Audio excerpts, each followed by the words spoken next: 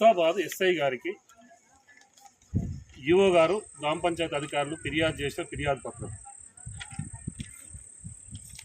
Special officer మరియు గౌరవ MRO గారు ఫీల్డ్ మీదకి వచ్చి హెచ్చరించి సంబంధిత కన్స్ట్రక్షన్ చేస్తున్న వాళ్ళతో మాట్లాడిన దృశ్యం గౌరవ ఎంఆర్ఓ సురేష్ గారు.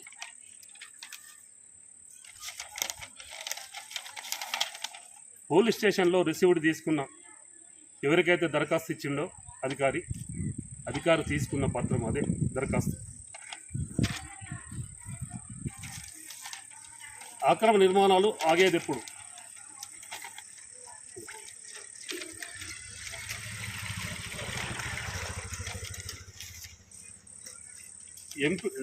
గౌరవ జిల్లా కలెక్టర్కు, అదనపు కలెక్టర్, ఎంపీడీఓ గారికి మరియు స్థానిక ఎంఆర్ఓ గారికి నేనే పోయి ఇవ్వడం జరిగింది. మిగతా అధికారులకు నేను పంపడం జరిగింది ఈ పత్రాలు.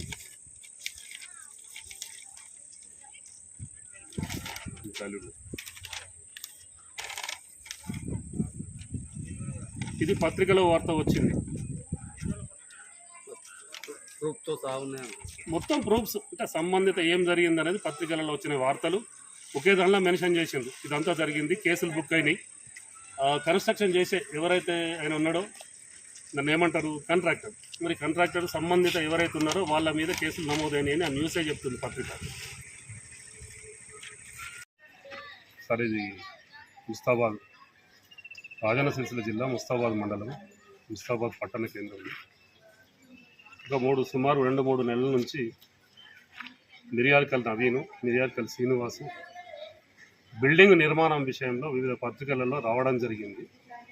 అక్కడికి ఈ తప్పు జరుగుతుంది, అక్రమ నిర్మాణం అనే ఉద్దేశం మీద ముస్తాబాద్ తహసీల్దార్ గారు, గౌరవ తహసీల్దార్ గారు మరియు స్పెషల్ ఆఫీసర్ గారు వాళ్ళు ఫీల్డ్ మీదకి వచ్చి విచారణ చేస్తుందంటే మేము అందరికీ అక్కడ వెళ్ళి చూసాం.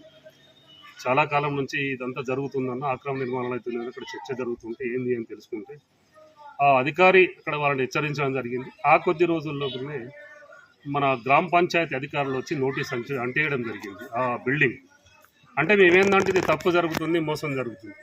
ఆ బిల్డింగ్ 2 పర్మిషన్లు, నవీన్ ఒకటి, శ్రీనివాసు నిర్మాణం మాత్రం ఒకటే. ఇక పోతే రెండవది ఏంటి అంటే పిల్లర్లు బాగా లోతు గొయ్యి తవ్విండ్రు. అది 7 ఫీట్లు ఉండే పిల్లర్స్ 9 ఫీట్లు ఉందని ఆరోపణ. ఈ అధికారులు వచ్చి కొలతలు చేయకుండా, ధృవీకరించకుండా, ఆ ప్రజలను పాత్రికేయులను పిలవకుండా ఎవరికి వాళ్ళని సొంతంగా ఆ ఈవో వాళ్ళు అంటేయడము.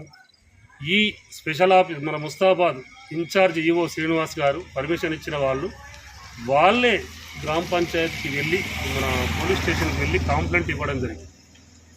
కంప్లైంట్ తీసుకున్నారు పోలీసులు అనేది మన దగ్గర తెలుస్తుంది. కంప్లైంట్ ఇచ్చిండ్రు అనేది ఉన్నది. ఎస్ఐ గారి పేరు మీద దరఖాస్తు కూడా ఇవ్వడం జరిగింది.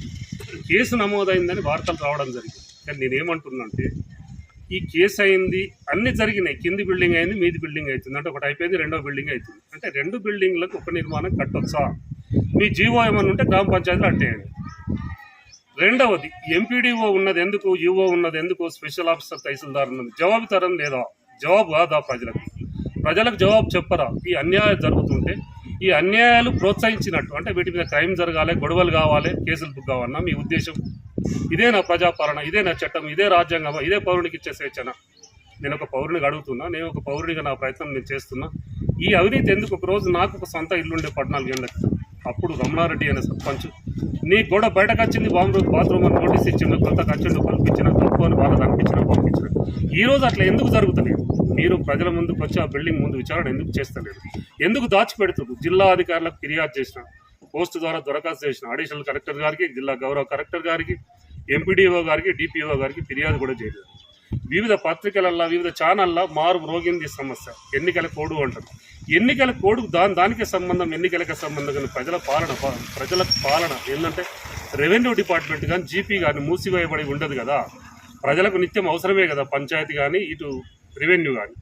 ఇక్కడ ఏమంటుందంటే జిల్లా అధికారులు ఇప్పటికైనా ఈ వివిధ నా దగ్గర ప్రతి ప్రూఫ్ ఏంది అని అంటే పోలీస్ స్టేషన్కు పోయి దరఖాస్తు ఇచ్చినట్టు, ఈ గ్రామ పంచాయతీ వాళ్ళు సిబ్బంది బిల్డింగ్కు అంటేసినట్టు వివిధ పత్రికలు వచ్చింది. ఇదంతా తప్పు ఎక్కడ జరుగుతుంది? ముస్తాబాద్ మండల. దీనికి సూచన ఒకటే నేను చెప్తున్నాను అనుభవంతో.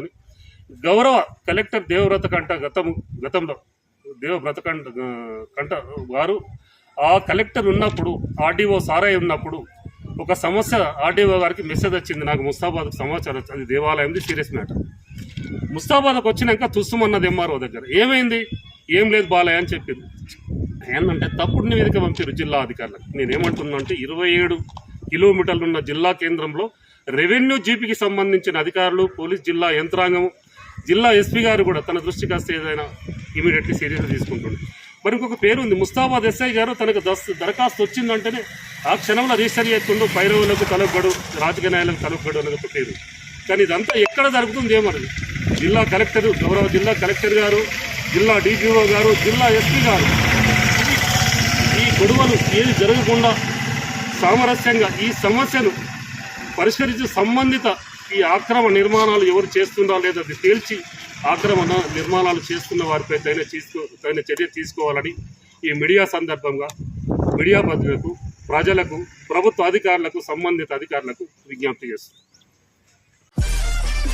మరిన్ని అప్డేట్ కోసం చూస్తూనే ఉండండి VCM news, voice of common man.